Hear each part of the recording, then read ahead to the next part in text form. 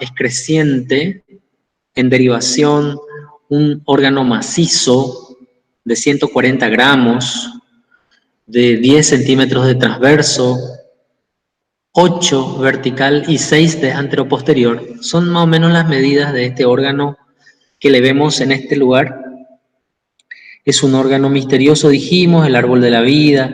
Es un órgano que aparentemente, por lo que vemos, tiene una corteza. Por eso, todo órgano que tenga una corteza se lo conoce y se lo considera un órgano terminal. Siempre que vemos un órgano evolucionado y que sigue evolucionando, le vemos con una corteza, es decir, un manto de células grises, neuronas centrales, que son capaces de metabolizar, son capaces de generar ideas y generar respuestas valederas que llegarán de alguna forma hasta efectores, ¿verdad? Sin embargo, no es un órgano motor, no genera ningún movimiento. No es un órgano sensitivo, no sentimos ningún tipo de sensibilidad con el cerebelo. No es un órgano vegetativo, ningún tipo de sensibilidad, digo sensibilidad exteroceptiva, propioceptiva o interoceptiva, ni tampoco propioceptiva. Entonces, no es un órgano sensitivo, no es un órgano visceral, no inerva ninguna víscera. No, ni visceromotor, ni tampoco viscerosensitivo. Es un órgano, digamos, pero sí es un órgano terminal. Posee una corteza, por eso es un órgano terminal. Pero todo órgano que posee una corteza también es un órgano no terminado, es terminal no terminado. ¿Por qué? Porque se sigue en constante evolución. Recuerden que una corteza cerebelosa siempre se equipara y se compara a la corteza cerebral. Hay analogías y diferencias. En este caso, la corteza cerebelosa tiene láminas y laminillas separadas por surcos. Pero acá vemos ya de una manera interesante la aparición de la primera cisura. Las cisuras separan lóbulos y los surcos separan láminas y laminillas acá en la corteza cerebelosa. Pero lo llamativo es esta, la primera cisura, la cisura prima o primera cisura en aparecer, que separa el lóbulo anterior del lóbulo posterior. Aquí ya tenemos una gran división. Y luego aparece la cisura secunda o segunda, que separa el lóbulo inferior del paleocerebelo, como dice acá, del lóbulo posterior, que es el neocerebelo. Y por delante tenemos una tercera cisura que deben saber. Las tres cisuras que deben saber a nivel del cerebelo son la prima, la prepiramidal o secunda, y la cisura posterolateral, que es esta que se encuentra acá y está separando el lóbulo más antiguo del cerebelo, que se llama arquicerebelo o lóbulo flóculo nodular. Parece un trabalenguas, parece complicado, ¿verdad? Pero ya veremos de qué se trata. Es el arquicerebelo el que utilizaron los peces para mantenerse en equilibrio nadando. En el ser humano sigue vigente como en aquel entonces, porque la evolución no se da cambiando las estructuras, se dan sumando nuevas estructuras y las anteriores quedan delegadas a funciones secundarias. ¿Entienden? Entonces, tenemos la siguiente estructura que citamos, entonces es el paleocerebelo, que se desarrolla en el mismo momento que se desarrolla. Ludmila, ¿no estás viendo la imagen? Quiero saber si están viendo la imagen de los slides.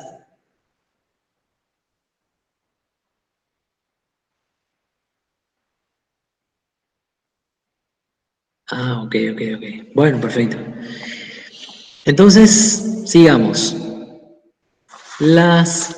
El paleocerebelo se desarrolla en el mismo momento que el aparato locomotor y de hecho regula el arco reflejo simple y la función de la motoneurona del asta anterior, regula su función. Paleocerebelo, lóbulo superior y lóbulo inferior, separado entonces de el arqui por la cisura posterolateral, que está en contacto con el sistema o el aparato vestibular.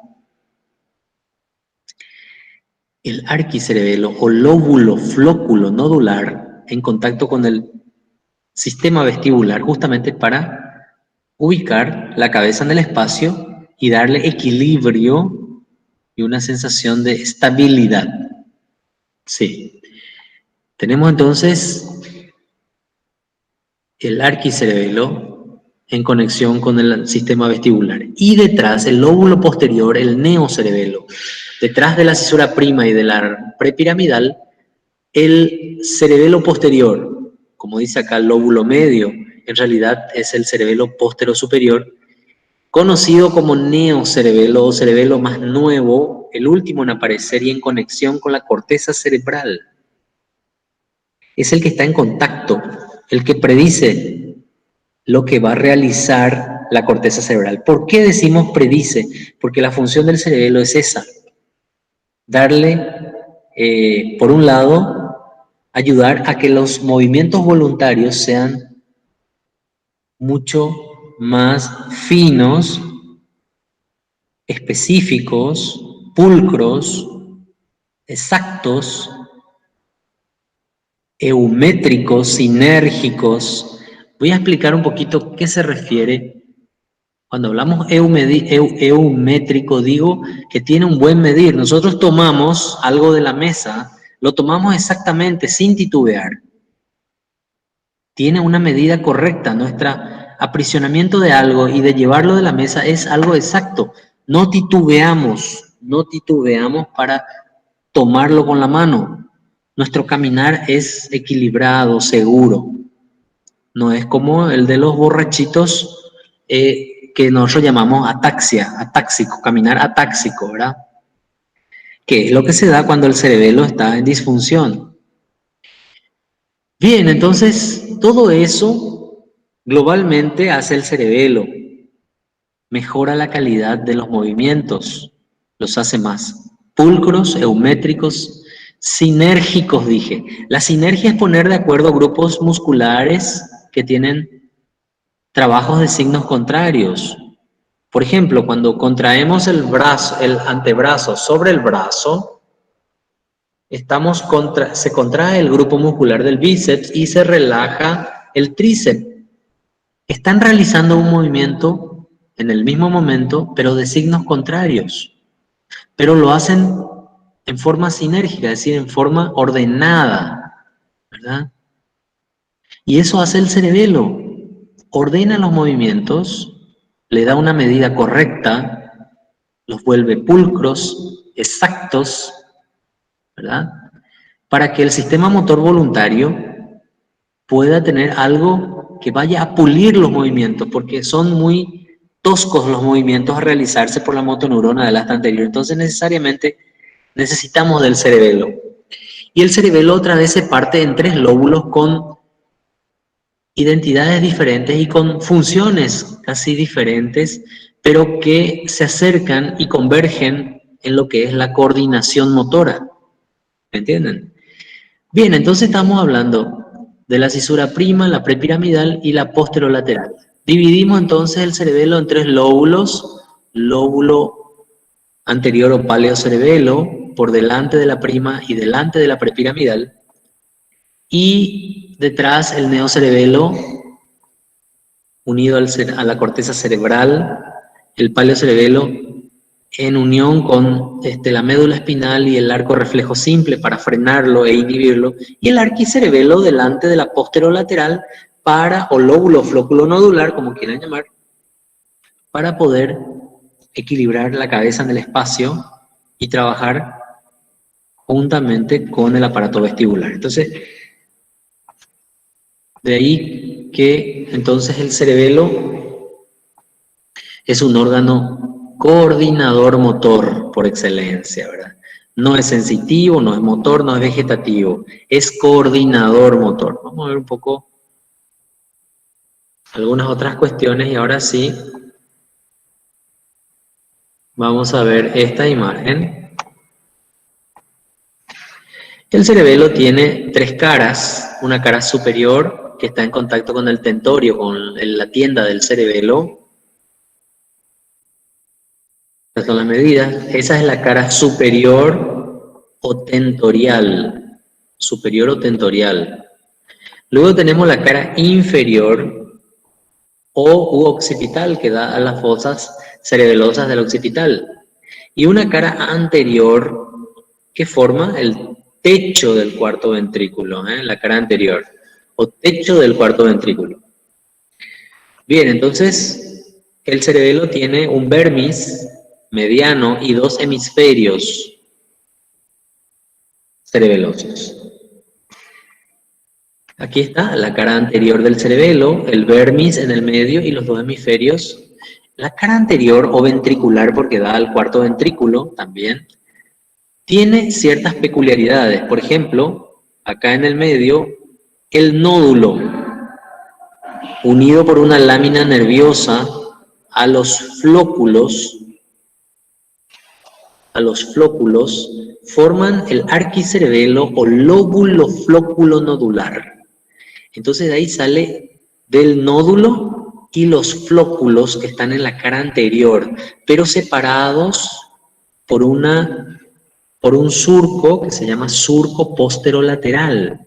Recuerden que estas entidades, tanto el nódulo como los flóculos, están unidos por una lámina nerviosa y forman un ente individual que es el arquicerebelo, el cerebelo más antiguo, el que los peces ya lo usaban en la escala filogenética para mantener el equilibrio en pleno acto de nadar.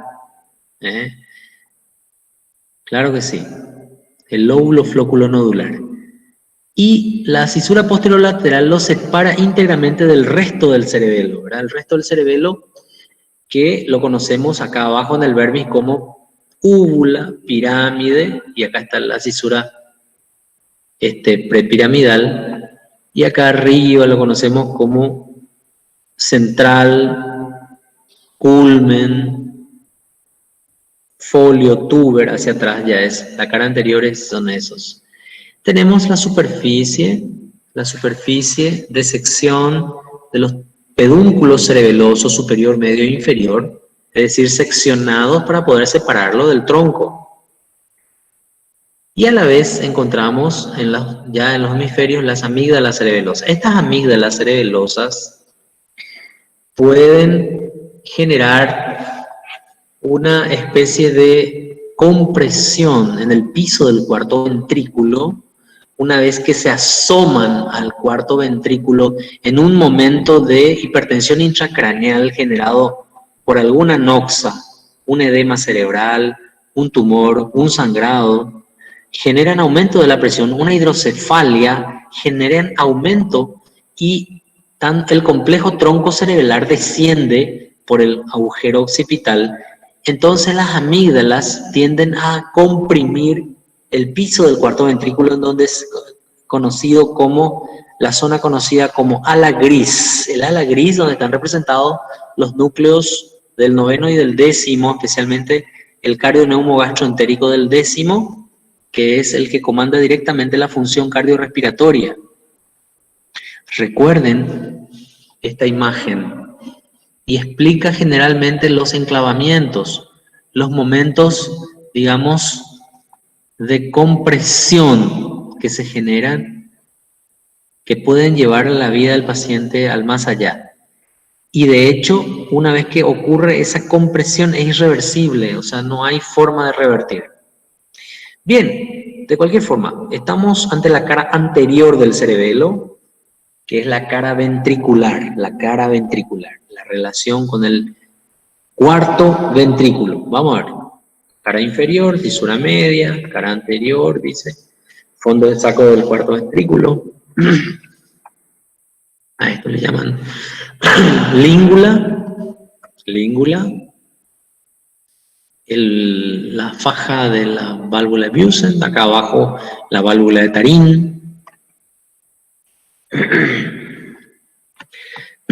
Fíjense, en el techo hay también una capa ependimaria, y en el techo también hay plexo coroideo que genera líquido cefalorraquídeo. Bueno, vemos la cisura prima en la cara superior del cerebelo, que separa el paleocerebelo del neocerebelo pintado en verde, ¿verdad?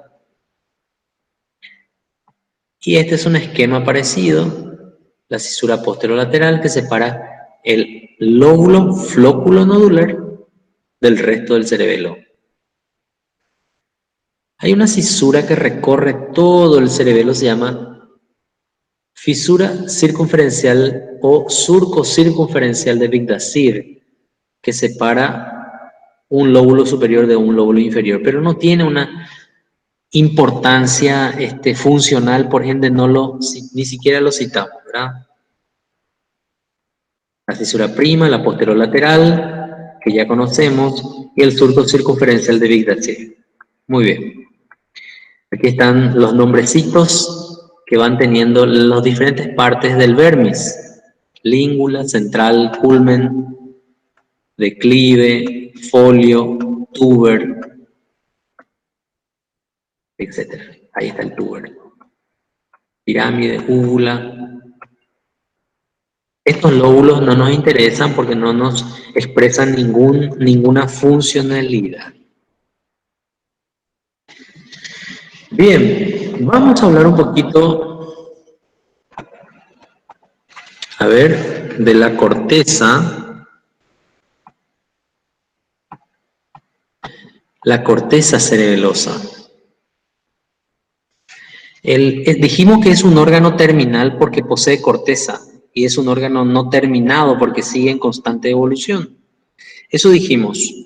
Así, el cerebelo tiene una corteza formada por 3 capas: la capa molecular, la más superficial, pero la capa central es la del medio, la capa de las células de Purkinje. Las células de Purkinje son las protagonistas en estos cortes histológicos. Es la capa central. ¿Por qué? Porque la corteza se carga es decir, el cerebelo se carga por su corteza y se descarga por sus núcleos. Ese es el dogma funcional del cerebelo. ¿Qué quiere decir eso? Que toda información que llega al cerebelo lo hace directamente vía fibras trepadoras o fibras mucosas, llega directamente a la capa de la célula de Purkinje. ¿Entienden? Y esta es la célula central, la que decide finalmente la funcionalidad a seguir, la coordinación a seguir. Esta tiene su axón, que es la primera vía eferente del cerebelo, pero no se dirige hacia afuera, se dirige hacia su núcleo profundo, porque cada lóbulo, el arqui, el palio y el neo, tienen su núcleo profundo propio. Recuerden eso.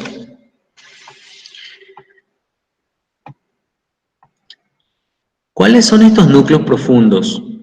El núcleo dentado para el neocerebelo, los núcleos del techo para el arquicerebelo, y en el centro, para el paleocerebelo, están estos 3 puntitos, se llaman núcleo globoso, y esta cosa más larguita se llama emboliforme.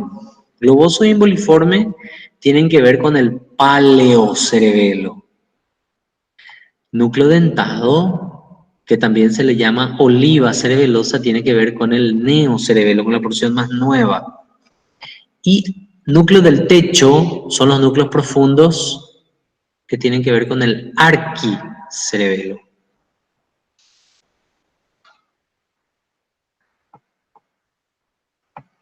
Pregunta acá el compañero si hay alguna relación de la capa de Purkinje con las fibras del corazón. No. solamente tienen el mismo nombre, no hay ninguna relación, ninguna. Bien. Estas son las células de Purkinje, son neuronas centrales por excelencia, son las protagonistas de la función cerebral y tienen relación con otras neuronas centrales que se encuentran ¿dónde? En el núcleo profundo de cada lóbulo. Ya dijimos. Estos son los, porque tenemos una corteza, después debajo de la corteza tenemos sustancia blanca y en la profundidad de la sustancia blanca de cada lóbulo su núcleo profundo propio, que son estos, ¿sí? Dentado para neocerebelo, globoso imboliforme para páleo y núcleo del techo o fastigium, como también se lo llama, para arquicerebelo, ¿sí? Bien. Porque el dogma que yo les dije se carga por su corteza, llega la información directo de afuera, la aferencia llega directo a la capa de la célula de Purkinje. Y el axón de la célula de Purkinje ya es la primera vía eferente. Pero ¿qué pasa? Esa vía eferente no va hacia afuera, va hacia su núcleo profundo. Y desde su núcleo profundo recién sale para afuera. Entonces, por eso se dice se descarga por sus núcleos. El cerebelo es un órgano. El cerebelo es un órgano eminentemente aferente. Le llega 5 informaciones y sale una sola, para tener una idea, ¿verdad? Es un órgano que recibe mucha información y que envía pocas respuestas. De hecho, el cerebelo ni siquiera tiene una vía propia eferente. Se sirve del sistema extrapiramidal para llegar a la médula espinal, por ejemplo, a través de haces vestíbulo espinal o ruro espinal. Bien.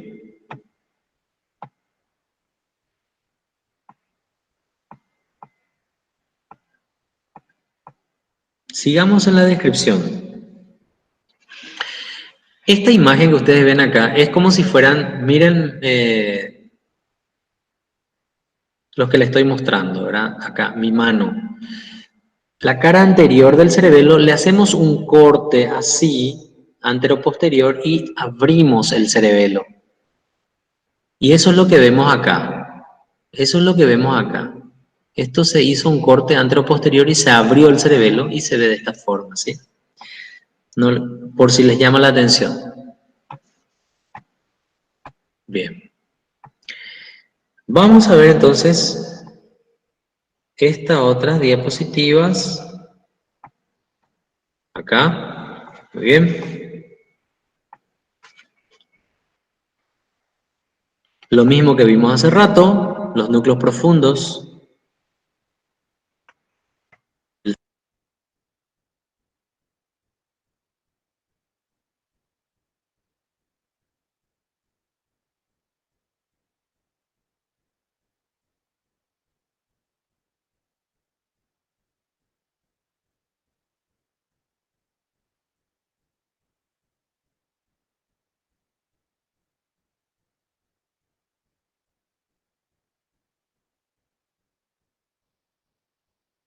Doutor, não estamos te ouvindo.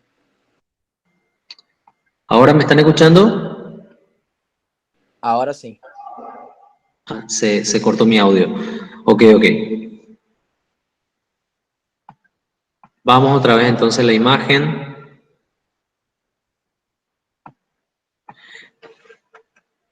De la corteza que acabamos de ver, la capa de las células de Purkinje, en el medio, más arriba en la superficie, la capa molecular, la capa granulosa.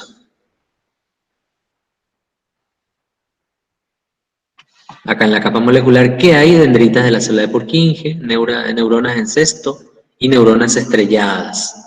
Este es el contenido de la capa molecular. Y en la capa granulosa, neuronas de Golgi, células granulosas. Pero la capa central es la del soma de las células de Purkinje. ¿En qué difiere la corteza cerebelosa de la corteza cerebral? Vamos a ver una diferencia. Su actividad no contribuye directamente al estado de conciencia. Claro, el cerebelo es un órgano totalmente inconsciente a nosotros. no nos informa a nuestro mundo consciente de nada. El cerebelo hace su trabajo en forma individual, sin informarnos de nada. Nosotros no somos conscientes de la función cerebelosa. A eso me refiero, ¿verdad? Y segundo, sus hemisferios poseen representación ipsilateral de las partes corporales. ¿Qué significa esto?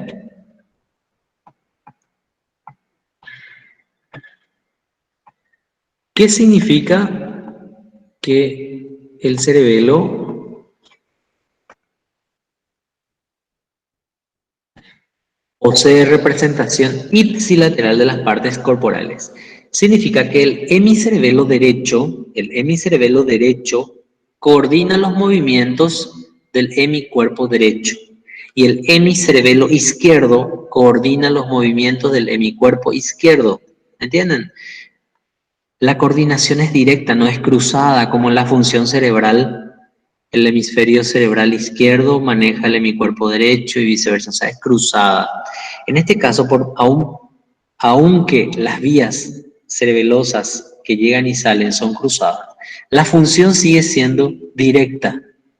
Y es una gran diferencia y es una gran casualidad también que una neurona central como la neurona cerebelosa tenga una función ipsilateral, o sea, del mismo lado. Entonces, solamente para tener en cuenta, la división funcional. Vamos a ver. Lóbulo flóculo nodular, lóbulo anterior o paleocerebelo y lóbulo posterior o neocerebelo. El lóbulo flóculo nodular, la más inferior, acá vemos una posición anterior e inferior. El lóbulo anterior o paleocerebelo, más superior, en segunda formación, aparece luego del arqui. Y la más grande, el lóbulo posterior que vemos acá pintado en verde, es la más grande, la tercera en formación y la que está en contacto directo con la corteza cerebral. Aquí tenemos los tres lóbulos que necesito recuerden, ¿verdad? El arquicerebelo o lóbulo flóculo nodular y la cisura posterolateral que se lo separa del resto del cerebelo, el lóbulo anterior o paleocerebelo, acá con su lóbulo superior y su lóbulo inferior, separado por la cisura prima y la prepiramidal, del neocerebelo que está hacia atrás y lo vemos acá, ¿verdad? Bien, el núcleo profundo del lóbulo flóculo nodular se llama núcleo del techo, núcleo del techo.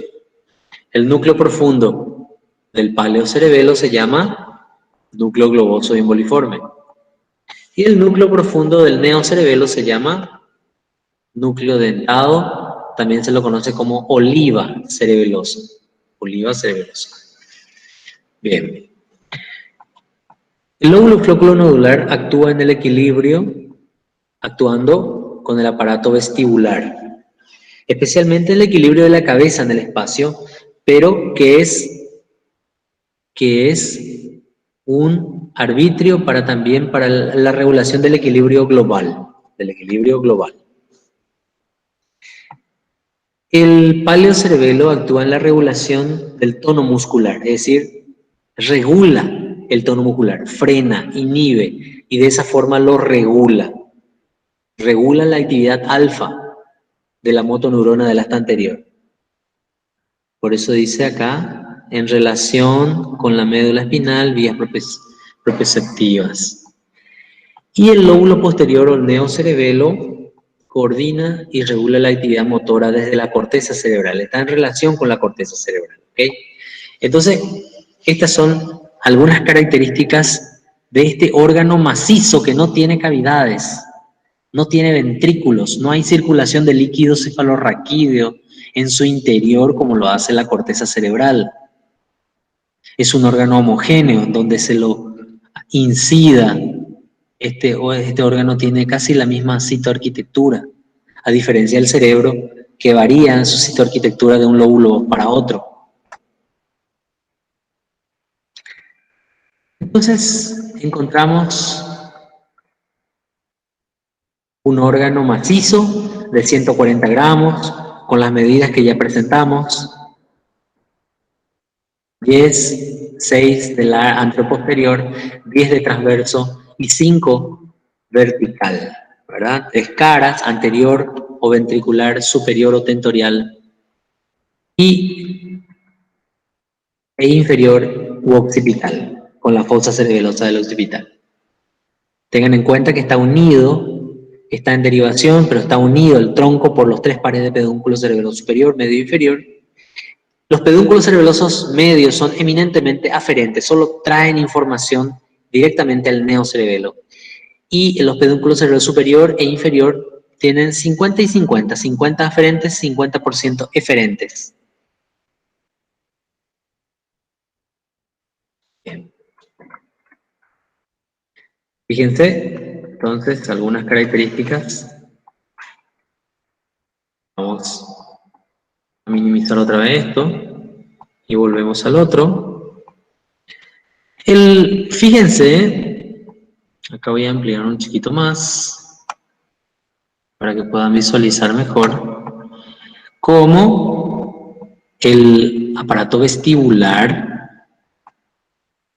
y el ala blanca externa, los núcleos cocleovestibulares, en contacto con el núcleo del techo del arquicerebelo. Y para regular entonces el equilibrio, un ratito por favor chicos. Tienes razón.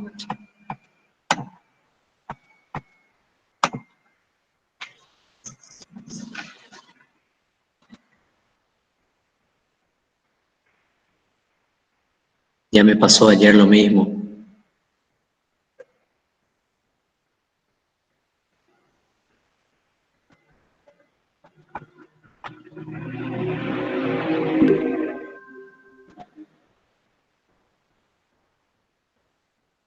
Puede volver a entrar nomás si alguien salió, por favor. Ayer me pasó lo mismo, comencé a grabar, comencé la clase y no estaba grabando. Mis disculpas, si alguien salió que vuelva a entrar nomás otra vez, por favor. Yo les acepto nuevamente. Bueno, quiero entonces volver a mostrarle algunas imágenes. Aquí tenemos cómo entonces el complejo vestibular está en contacto con el arquicerebelo que está lógicamente en relación acá también con los receptores vestibulares y el arquicerebelo. Voy a volver un poquito acá, entonces, para hacer un recuento nada más y entre en la grabación la división lobar de paleocerebelo, neocerebelo y arquicerebelo separados por la cisura prima, prepiramidal y posterolateral. La ubicación en derivación de un órgano que no es vital, ¿sabían? Este órgano, el cerebelo, que posee una corteza, sustancia gris en la profundidad, sustancia blanca, una corteza con sustancia gris, sustancia blanca en la profundidad y núcleos profundos en dicha mezclado con la sustancia blanca, no es un órgano vital, es decir, que podemos vivir sin cerebelo. No es vital, como sí lo es el tronco, por ejemplo, ¿verdad? Y le hablo con certeza de una vivencia neuroquirúrgica que varias veces hemos extirpado partes del cerebelo por tratar de extirpar tumores, por ejemplo, y grandes ablaciones cerebelares no dejaron al paciente sin ninguna secuela mortal, ¿verdad? Es decir, puede haber algún síndrome cerebeloso a posteriori, pero chicos, tengan en cuenta que el cerebelo no es vital. Podemos vivir sin cerebelo. Me refiero a una vida, me refiero a función cardiorrespiratoria, ¿verdad? No me refiero, claro, por supuesto que el paciente va a tener un síndrome cerebeloso y muchas muchas dificultades, pero va a seguir respirando, su corazón va a seguir latiendo, a eso me refiero, ¿eh? A eso nos referimos cuando hablamos de órgano vital. Y cuando hablamos de órgano en derivación está como expulsado de la línea media, está como expulsado de la línea media. Es un órgano en derivación, es un órgano macizo, sin ventrículos, y es un órgano, entonces, eminentemente aferente, recibe mucha información, solamente envía una, recibe 5, envía una, por dar un ejemplo. Y este es un órgano que no es ni motor, ni sensitivo, ni vegetativo, es un órgano coordinador motor. Vuelve exquisito a los movimientos voluntarios de la corteza cerebral. Perfecciona los movimientos, ¿eh? Sus núcleos profundos, núcleo dentado para los hemisferios, es decir, para el lóbulo más nuevo, el neocerebelo, núcleo del techo para el arquicerebelo y globoso emboliforme para el paleocerebelo. Solamente estoy repitiendo porque no se estaba grabando la clase.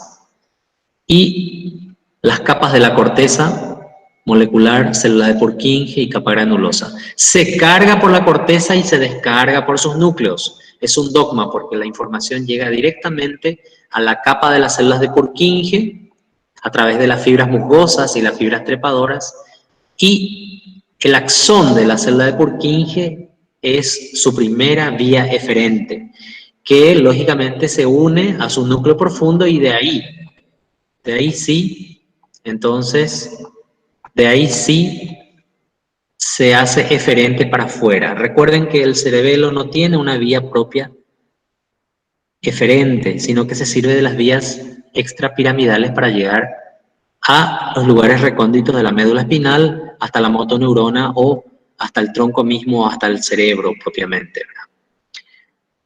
Entonces la célula de Purkinje es la protagonista de esta vivencia cerebelar que para nosotros es inconsciente, es un mundo, es una función inconsciente. Nosotros no sabemos de la función cerebelar. Ella hace su voluntad, ¿verdad? Su voluntad. Y donde uno haga cortes histológicos, tendremos siempre la misma citoarquitectura. Bien.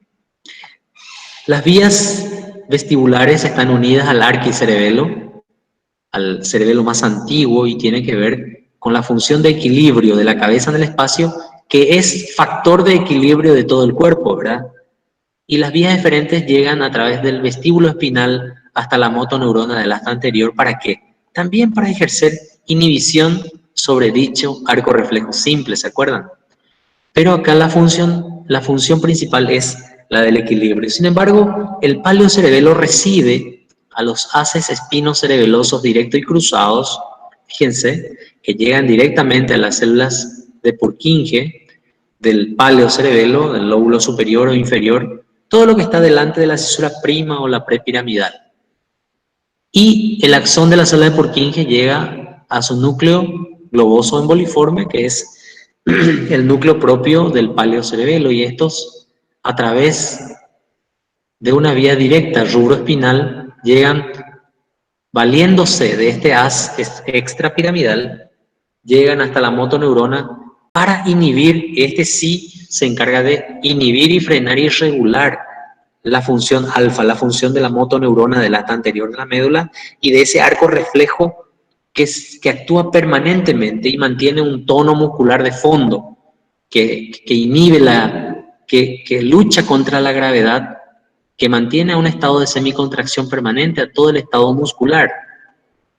Esta vía eferente cerebelar en realidad es una vía extrapiramidal que simplemente es prestada por el paleocerebelo para llegar hasta la motoneurona, hasta el arco reflejo simple del asta anterior de la médula, en este caso.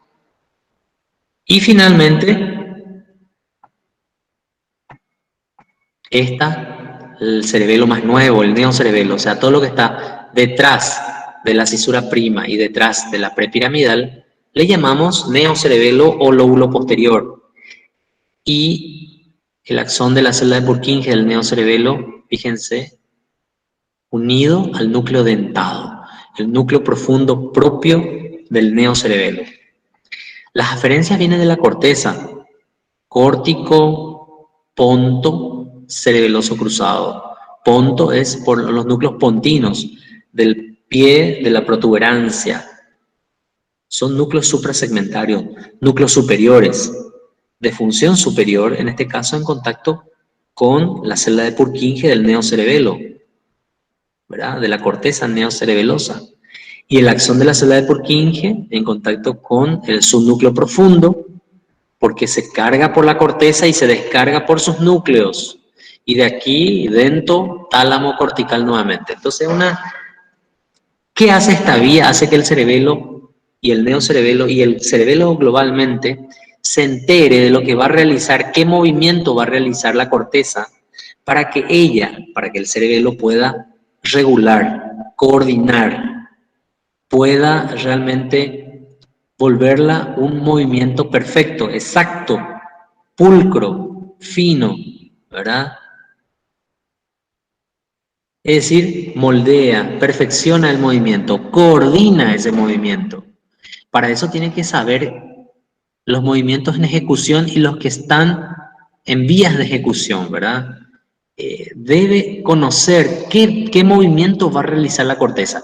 Y eso se hace bajo esta vía de ida y vuelta. ¿Entienden? Bien. Entonces, fíjense, el cerebelo en realidad está oblicuo, no está vertical, así el tronco, perdón, y el cerebelo está encima y no detrás. Está detrás, pero también encima, porque forma el techo del cuarto ventrículo, su cara anterior. Esto se llama somatotopía. La somatotopía es la representación del cuerpo en la corteza cerebelosa o en la corteza cerebral, es decir, en cualquier corteza de cualquier órgano. En este caso, solamente cerebelo y cerebro tienen corteza. Por eso son órganos terminales, porque poseen corteza. Pero ¿qué implica ser un órgano terminal? Es un órgano que recibe informaciones, metaboliza esa información y envía respuestas, órdenes, regulaciones, coordinaciones. Eso hace una corteza, y en la corteza está representada también, en el vermis cerebeloso, por el tronco, y los hemisferios están representados los miembros del ser humano, los miembros superior e inferior, en los hemisferios, o sea, en relación al núcleo dentado. Por eso, cuando lesionamos el núcleo dentado en una cirugía, por ablación de un tumor o lo que fuese, ese hemisferio va a dar ipsilateralmente problemas de ataxia a esos miembros. Y si se hacen bilateral la lesión de los núcleos dentados, vamos a tener lesión bilateral, vamos a tener un síndrome cerebeloso, ataxia, incongruencia, es decir, no va a haber la sinergia y la eumetría que debe tener cada movimiento, y van a ser movimientos titubeantes, descoordinados, atáxicos en cuanto al caminar. El habla de un paciente cerebeloso que tiene síndrome cerebeloso es un habla temblorosa, ¿verdad? Porque no hay coordinación de los músculos linguales, laringeos, del piso de la boca. Todo está incoordinado, descoordinado, y lógicamente hay lo que se llama disartria en el hablar, disartria en el hablar. Entonces, la somatotopía es la representación del cuerpo en la corteza de todos los órganos. En este caso, el cerebelo, el tronco está representado en el vermis y los miembros en los hemisferios. Recuerden eso. Muy bien.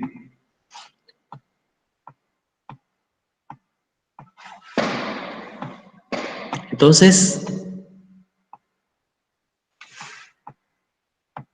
vemos nuevamente nuestras imágenes en colores.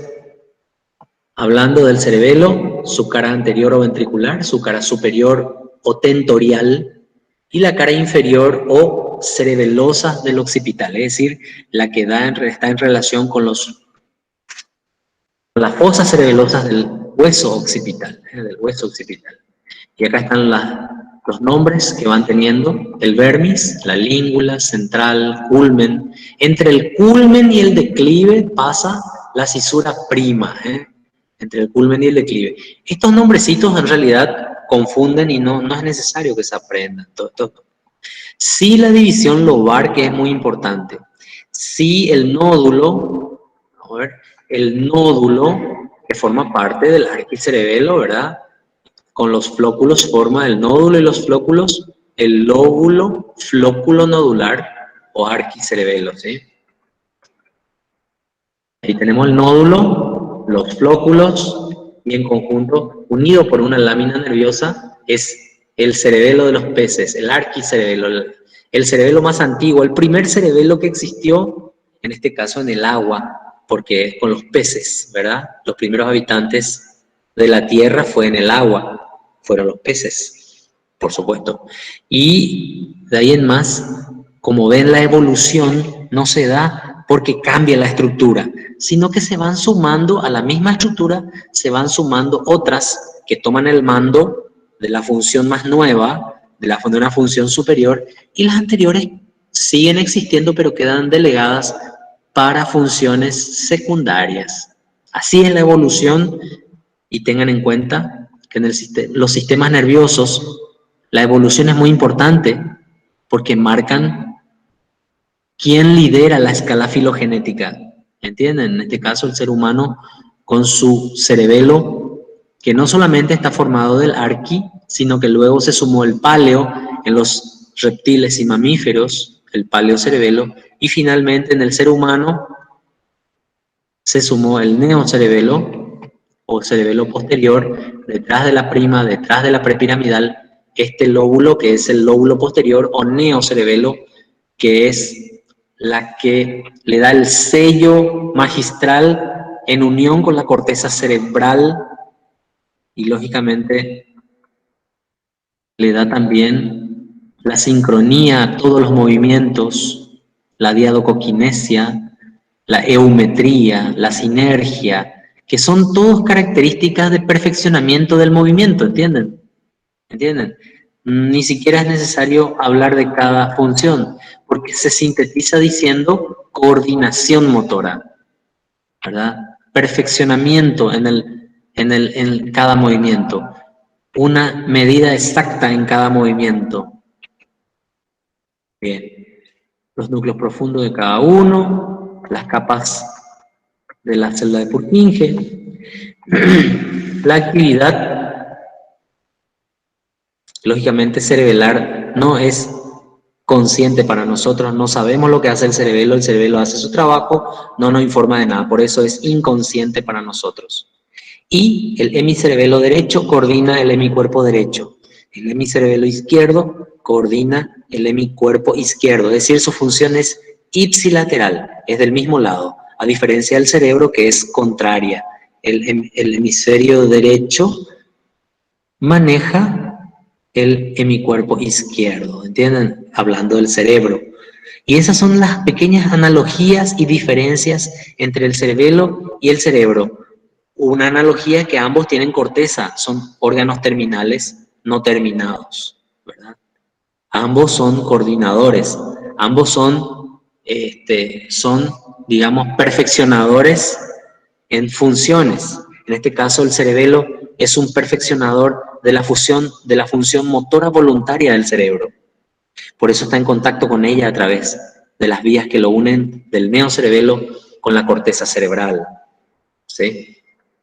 Tus núcleos profundos de cada uno sella el ejemplo ejecutor que genera lógicamente la fuerza de la célula de Purkinje para que a partir del núcleo profundo, ya sea del techo, globoso emboliforme o dentado, salen para afuera y se dirigen a realizar finalmente la función delegada por la célula de Purkinje, que es la de la capa media, donde está el soma de la célula de Purkinje, que puede ser la regularización, es la relación, es decir, del equilibrio para la cabeza en el espacio o que implica equilibrio de todo el cuerpo, a regular el tono muscular desde el paleocerebelo para regular el tono muscular de fondo, o finalmente para unirse a la corteza para predecir los movimientos y poder volverlos exactos, perfectos, coordinados.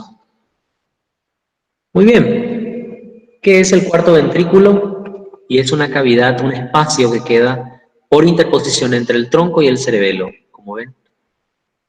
El cerebelo en sí, su cara anterior, es lógicamente el techo, y la cara dorsal de la protuberancia y el bulbo coincide con el piso del cuarto ventrículo, ¿eh? Ahí está, ahí tenemos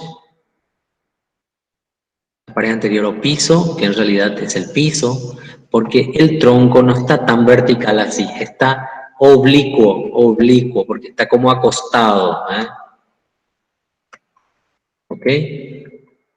El piso del cuarto ventrículo tiene orificio superior que comunica con el acueducto de Silvio para ir hasta el tercer ventrículo. Orificio inferior que comunica con el conducto del epéndimo. Los conductos o orificios laterales comunican con el espacio subaracnoideo. Hacia el espacio subaracnoideo se llaman agujeros de Luschka. Fíjense, ahí tenemos los dos triángulos. Tenemos lo que ya conocemos, el trígono del hipogloso, la ala blanca interna, núcleo de origen real del duodécimo, la eminencia teres, núcleo de origen real del sexto par, la fóvea superior,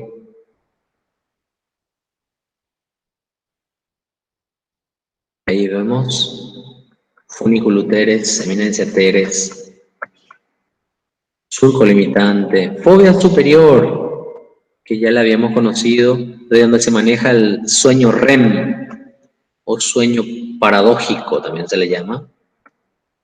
Y acá están los núcleos que están representados como núcleos segmentarios del tronco, motores y sensitivos, que ya conocemos, y ya hicimos un recuento general de ellos. Ahí están algunas características del nódulo, lóculo, la válvula de Tarín, la de Biusen arriba y la de Tarín abajo. Y lo último que quería hacer, que en el techo también hay un agujero que comunica el espacio subaracnoideo. Se llama agujeros de Luschka. Vamos a ver un poco. Así, agujeros de Magendie en el techo. De Luschka están acá en los costados, en el piso. Y en el techo está el agujero de Magendie, que en francés, o los franceses lo dirían Magendie, ¿verdad? Magendie. El Magendie es el agujero que se encuentra en el techo, en la cara anterior, en relación a la cara anterior del cerebelo, y comunica con el espacio subaracnoideo también, ¿verdad? Aquí están los agujeros de Luschka, y uno solo en el centro, el agujero de Magendie. Muy bien. Entonces, estoy abierto a las preguntas que quieran.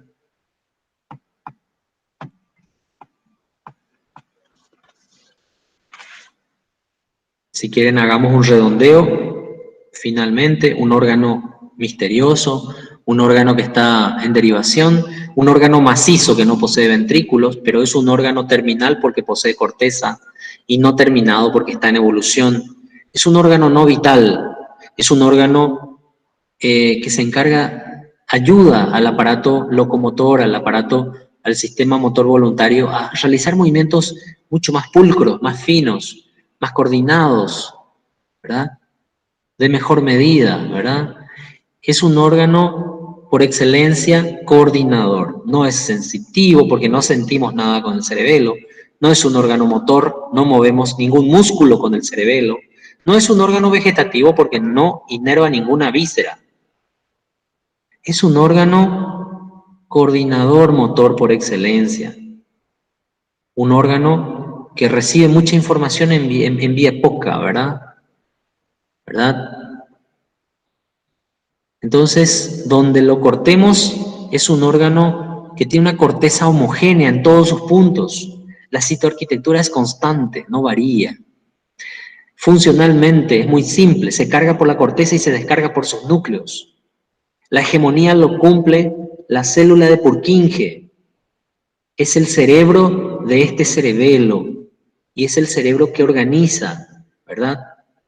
En todos sus puntos, esas funciones que mencionamos.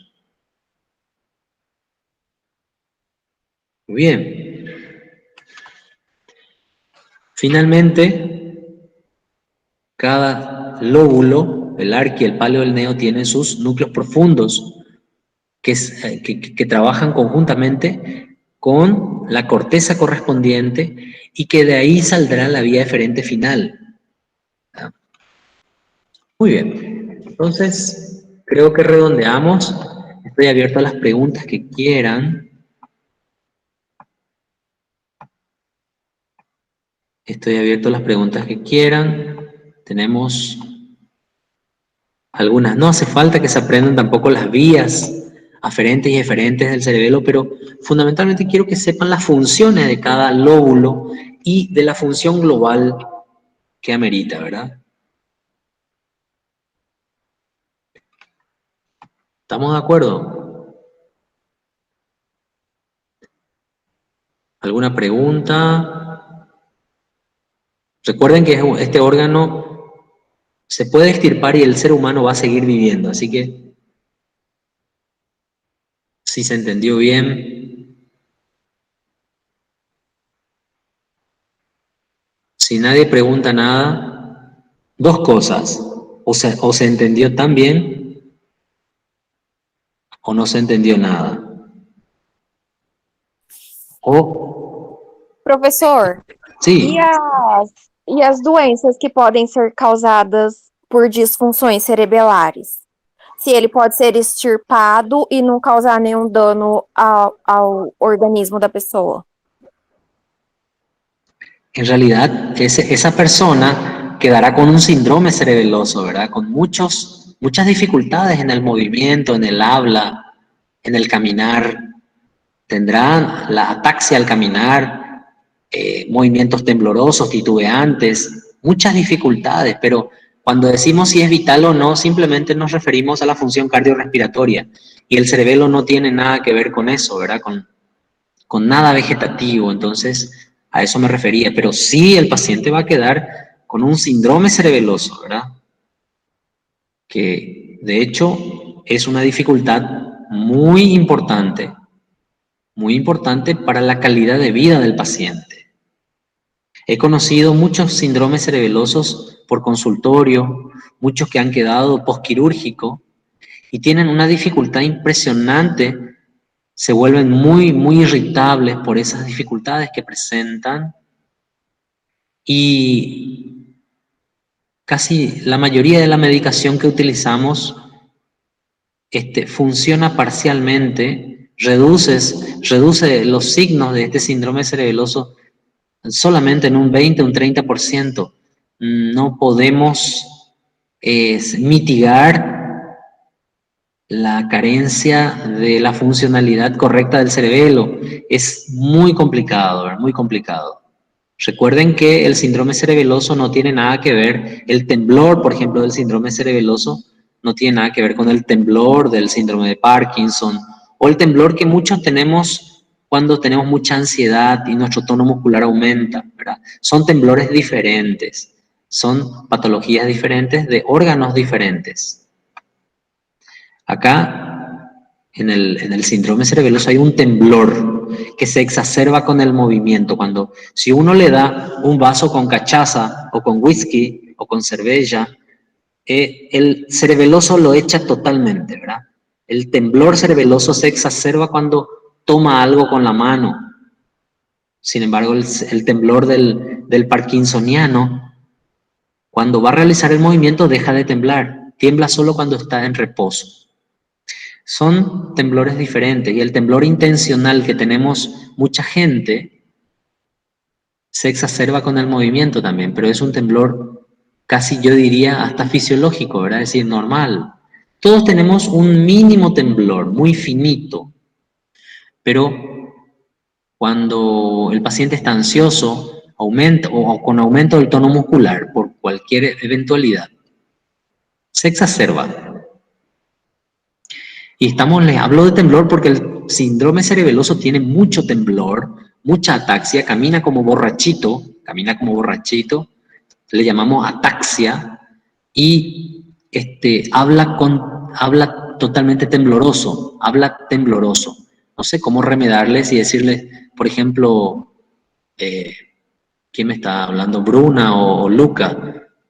Bruna, parece que está hablando como si fuera una película de terror, ¿verdad? Entonces, habla tembloroso, camina como borrachito, movimientos con temblores interminables y cada vez de mayor resonancia. Todo eso entonces va a tener el paciente, pero va a seguir viviendo, ¿verdad? Acá hay otras preguntas. Tem outra pergunta. Eu Sim. poderia associar a síndrome de Prader-Willi com uma disfunção cerebelar? É porque eu acompanhei um paciente quando eu trabalhava na ambulância e a investigação, ele era um paciente de 4 anos, a investigação era que havia uma disfunção cerebelar e que era associada à síndrome de Prader-Willi. Poderia haver essa associação? La verdad que no conozco ese síndrome que me estás diciendo. Hay muchísimos síndromes. Si por ahí encontrás qué signos tiene ese síndrome, en una de esas te comento. Pero el síndrome cerebeloso congénito puede estar asociado a un sinnúmero, muchísimas otras enfermedades que pueden estar asociadas al síndrome cerebeloso, pero de forma congénita, ¿verdad? En los chicos, desde recién nacido para adelante. Un síndrome cerebeloso es solo único cuando es adquirido, ¿verdad? Por un accidente, posoperados, tumores, ablaciones grandes, enormes del cerebelo que dejan con síndrome cerebeloso al paciente. Pero los que son congénitos van acompañados de otras enfermedades y hay un número, pero muy, muy numeroso, ¿verdad? De otras eventualidades que pueden venir junto con el síndrome cerebeloso. Ese que me estás comentando, ni tengo idea de qué se trata, ¿verdad? Lastimosamente. Ok, obrigado, professor. Ok. Acá voy a ver otras preguntas. Si el Parkinson tiene algo que ver con el cerebelo, no tiene nada que ver con el cerebelo. El Parkinson viene de disfunciones de núcleos de la base y del mesencéfalo, ¿verdad? Lucimar Pinto dice, las respuestas eferentes del cerebelo están en sincronía con las respuestas del córtex cerebral por la región anterior de la médula espinal. Tengan en cuenta que esta vía eferente del cerebelo, que son propias de las vías extrapiramidales, no vienen de la corteza cerebral, vienen de los núcleos de la base, vienen de los núcleos estriados, núcleo caudado, núcleo lenticular, de ahí nace el sistema extrapiramidal, y finalmente de los núcleos del tronco, ¿verdad? Que son esos núcleos que conocemos como núcleos suprasegmentarios, oliva vulvar, núcleo reticular, núcleos vestibulares, etc. Entonces, la respuesta del cerebelo no están bueno, si tenemos en cuenta que el neocerebelo está en contacto con la corteza cerebral, sí están en sincronía, porque el cerebelo tiene que, especialmente el neocerebelo y el cerebelo globalmente, debe saber los movimientos que va a realizar la corteza cerebral. Entonces sí hay una sincronía a través de esa conexión que tenemos con corteza cerebelosa y corteza cerebral. Pero la regulación del asta anterior de la médula, la regulación del tono muscular de fondo, viene directamente del paleocerebelo y sin tener contacto con la corteza cerebral. Directamente viene del paleocerebelo y de los núcleos extrapiramidales donde nace el haz rubroespinal, que es el que viene que trae la información del paleocerebelo para inhibir y frenar el arco reflejo simple del asta anterior de la médula y ese sistema del arco reflejo simple que maneja el tono muscular de fondo, ¿verdad? ¿Entienden? Prader-Willi estudió una síndrome genético, exactamente. Ahí mismo. Estos son mutaciones genéticas, es decir, donde hay lesiones de algunos cromosomas y en conjunto se los llama mutaciones y pueden venir con estas afecciones